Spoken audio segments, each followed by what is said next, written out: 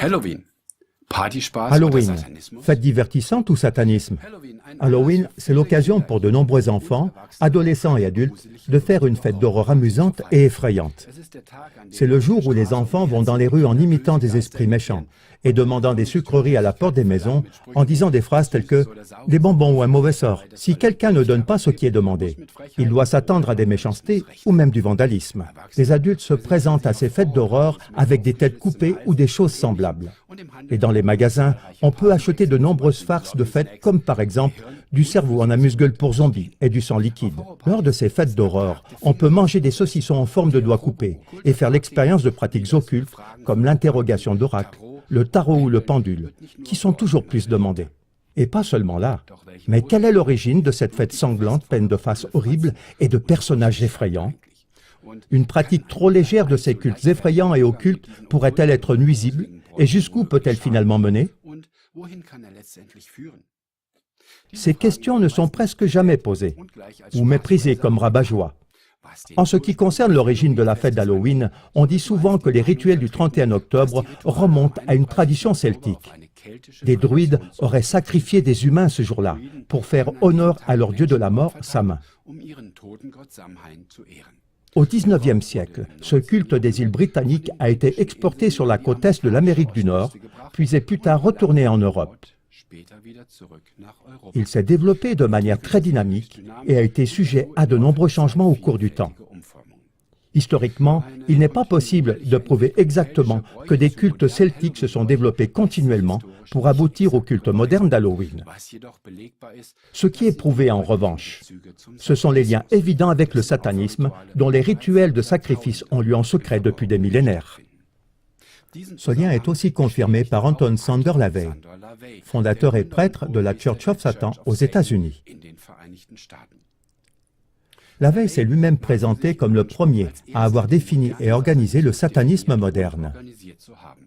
En 1969, il a écrit la Bible satanique dans laquelle il est écrit, entre autres choses, que le 31 octobre, la veille de la Toussaint, est considéré comme l'un des jours de fête les plus importants dans le satanisme.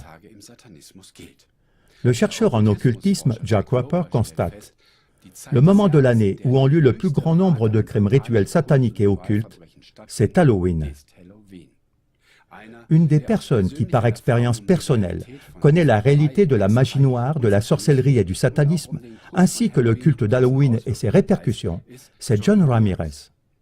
Ramirez a grandi dans le quartier du Bronx à New York, dans une famille de satanistes. Voyez à ce sujet notre émission en langue allemande, Échappé de l'enfer, John Ramirez ex-sataniste. Aujourd'hui, il met expressément en garde contre Halloween. Je souhaiterais pouvoir dire que tout ça, ce n'était qu'une plaisanterie inoffensive, qu'il n'y a rien derrière les fantômes, les démons et le diable. Mais je ne peux pas. J'ai eu des expériences avec des forces obscures contre lesquelles je dois mettre en garde. C'est pour ça que je ne peux pas faire comme si Halloween était une fête inoffensive qui donne le frisson. Beaucoup de gens ne croient pas que le diable existe vraiment. Mais malheureusement, j'ai eu d'autres expériences. Satan est réel et son pouvoir est destructeur. Parmi les satanistes et dans les cercles de sorciers, Halloween est toujours la fête suprême, une célébration de l'effroi et de la mort. C'est une triste réalité que la plupart des disparitions d'enfants ont lieu à cette période de l'année. Et pourtant, tout le monde prétend qu'Halloween est une fête de déguisement inoffensive et amusante. Le diable aime Halloween. Je le savais très bien. Car ce jour-là, les gens se tournent naïvement vers lui sans réfléchir. Il s'ouvre de façon ludique aux esprits et aux démons. Mais on ne peut pas jouer avec les puissances obscures. Croyez-moi, en tant que prêtre vaudou, Halloween était un point culminant spirituel et j'y participais pleinement. D'après ce témoignage, la coutume d'Halloween ne serait pas seulement une mode de notre société événementielle, pas seulement une occasion de faire des affaires entre les offres d'été et les produits de Noël, mais aussi une journée où des cruautés réelles sont pratiquées. Certes, à Halloween, les enfants se promènent dans les rues sans méfiance, déguisés en démons, et les jeunes font leurs premières expériences avec les pratiques occultes, telles qu'entrer en communication avec des esprits.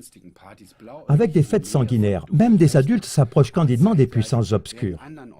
Mais en même temps, à d'autres endroits, des crimes rituels occultes et sataniques sont commis dans des réseaux d'élite occulte. De nombreux témoignages de victimes et de personnes ayant quitté ces cercles, comme le banquier hollandais Ronald Bernhardt, confirment la pratique de la violence rituelle, de la torture humaine, des meurtres d'enfants et du cannibalisme. À chacun maintenant de décider par lui-même s'il souhaite continuer à croire qu'Halloween est complètement inoffensif ou pas.